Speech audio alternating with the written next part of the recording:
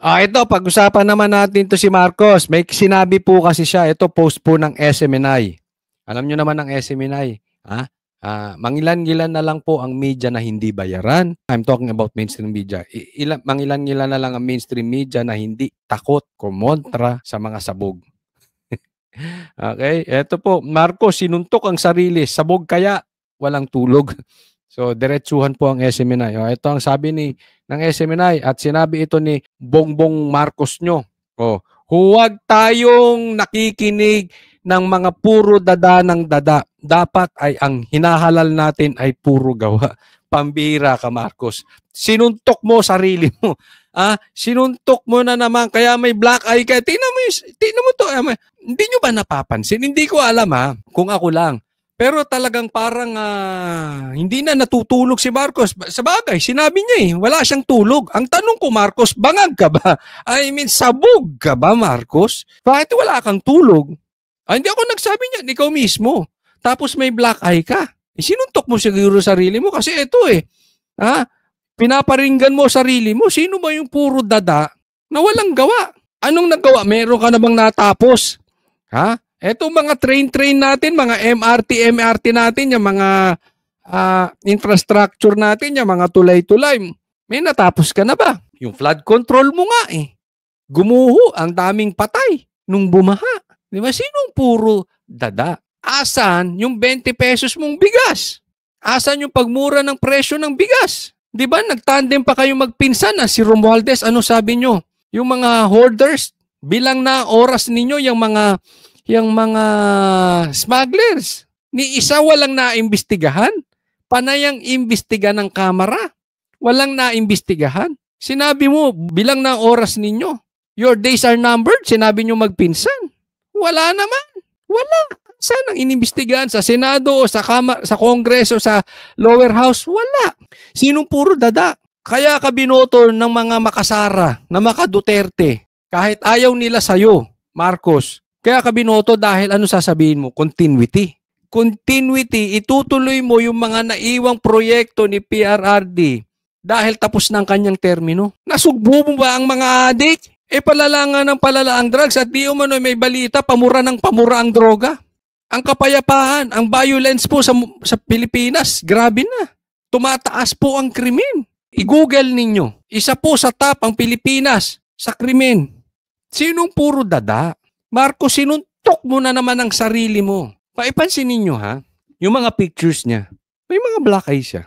Di ba? Pati nga si Lisa may black eye. Ano ba yun? Nagsuntukan kayo? Hindi. Ewan ko tingnan nyo yung mukha nitong mga to. Sunog na sunog. I have nothing against sa mga maiitim. Maiitim din naman ako. Hindi naman tayo mistiso, no? Pero alam mo yung di ba? Alam mo yung walang tulog. Alam mo yung, anyway, galing mismo sa kanya, wala siyang tulog.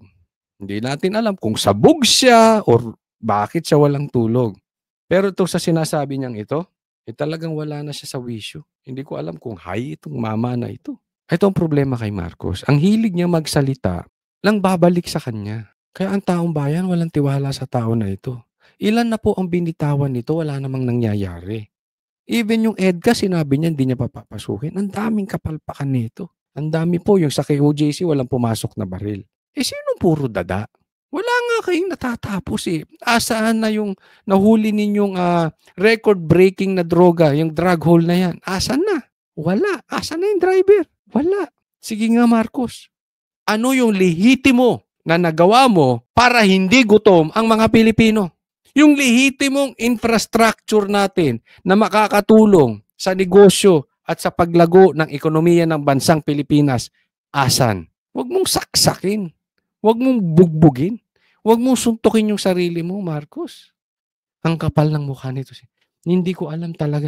Alam mo, ako talaga napapaisip ako kung talagang sabog ito Hindi, nagtatanong lang tayo, Marcos Kasi yung di ba ang sabog, yung hindi mo sukat akalain magagawa niya. Ito ganito. Siya na yung walang nagagawa. Siya pa yung nagsasalita ng ganyan. Hindi ko masukat akalain na nagagawa ni Marcos to sa bansang Pilipinas. Considering yung nagawa ng tatay niya, pinabalik na siya, pinalibing na nga yung tatay niya para lang magkaroon siya ng pagkakataong baguhin ang history at imahe ng Marcos. And yet, lalo pa itong mas masama sa tatay niya. Kaya naman itong next topic natin, may connection din doon. Ito, PRRD gusto nang magkaisa para makapagsilbi ang gobyerno sa taong bayan. Ito yung sinabi ni Mayor Baste. Okay, sabi niya, unique talaga sa panahon ni PRRD. Makikita mo lang, ayaw niya ng gulo. Ang gusto niya, if you want to build a country, then you need to unite your people. So that's why kahit yung tingin ng iba, hindi dapat ipalibing yung si Marcos Sr., gipalibing niya pa para matapos ng lahat so that we can move forward and build a nation. Ang galing nung isa to sa mga nagustuhan ko sinabi ni Mayor Baste. Isipin mo, kahit si PRRD sinabi niya, wag niyong i-impeach si VP Leni. Gusto niya ng pagkakaisa so that we can move forward. Look at the difference. Si Marcos nagsalita ng pagkakaisa. And yet, yung tumulong sa kanya na Vice President ngayon na si Sara, nilalaglag, trinaydor. Asa ng pagkakaisa? PRRD hindi nagsalita ng pagkakaisa. Pero ina-apply yung pagkakaisa para umasenso ang bansang Pilipinas. Makapagsilbi ang gobyerno. Ngayon, sino ang puro dada? Marcos.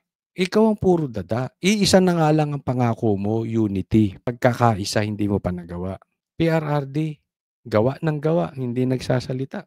Napakawalang utang na loob nito si Marcos. Ang tagal nilang binabay na mapalibing yung kanilang tatay sa libingan ng bayani. Hindi nila magawa. Si PRRD lang ang gumawa. Tapos ginaganyan nyo pa yung anak ni PRRD. Ganyan po katraidor ang Marcos. Nasa dugo na ata talaga nila. Tingnan na lang natin. Tanungin ko kayo. Okay? Kahit mga bashers, sagot kayo dito. Kung ma-impeach si BP Sara, sinong pamilya ang makikinabang? No other than the Marcos. Marcos at Marcos ang makikinabang. Kasi alam naman natin ngayon, dati ang magkalaban ay Aquino Marcos. Yan ang malakas ngayon sa gobyerno. Dati sa gobyerno. Ngayon, hindi na po. Wala nang Aquino. Even Bam Aquino will not even win the senatorial election. Maniwala kayo sa akin. Wala na ang Dilaw. Kulelat na yung mga yan. Even Leni, hindi na makakabalik yan. No? Malabo maging presidente yan. Even sa Hontiveros, kung may pangarap maging presidente, hindi mananalong presidente yon. Siguro, kukuhanin niya lang yung campaign fund, magpapayaman na lang. Pero kung gustong manalo, malabo na po ang Dilaw. So, it's public knowledge na laos na po ang Dilaw. It's between the Marcos and the Duterte. Pag impeach si BP Sara, yung pinakamalakas ngayon, dahil si PRRD medyo may edad na, bagamat talagang malakas si PRRD, pag naalis si Sara, ang makikinabang talaga dyan Marcos. Tandaan nyo to. Pag na-impeach si BP Sara, which I doubt, pero for discussion purposes, pag na-impeach si BP Sara, asahan ninyo, the next president will be Tambaluslos. They will do everything para manalo si Tambaluslos. Ewan ko sa inyo. Kung type nyo si Tambaluslos. Ako, hindi. Kung gusto nyong presidente yan sa 2028, kahit mahina yan ngayon at pag wala si Sara, gagawa nila ng paraan. Maging presidente yan si Tambaluslos. Ano natin? Anong laban natin? Wala na. Tapos na ang bansang Pilipinas.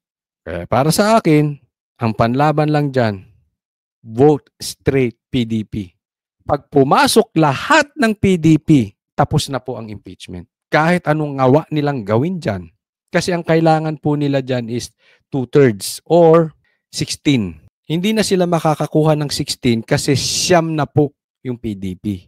Kaya that's why it is very important na go straight PDP po tayo. Not 8, not 7, but straight. We need 9. We need all of them. Kung ayaw ninyo maging presidente si Martin Romualdez, that is very, very important. Alam mo yung ginagawa, ito kasi ang wala si Marcos, lalo na sa geopolitics, wala siyang alam eh. Binagbibintangan si PRRD about China, pro-China, hindi po. Even Trump, nakikipagkaibigan sa China, sa Russia. Bakit? It will help their country. Diba? Ito si Marcos, inaaway ang China. Ngayon, iiwanan pa siya ng Amerika. Ayaw ng Amerika ng EDCA. So tingnan natin ano mangyayari kay Marcos. Ang masama niyan, damay tayo. Bakit? Wala siyang alam makipag-negotiate sa ibang bansa.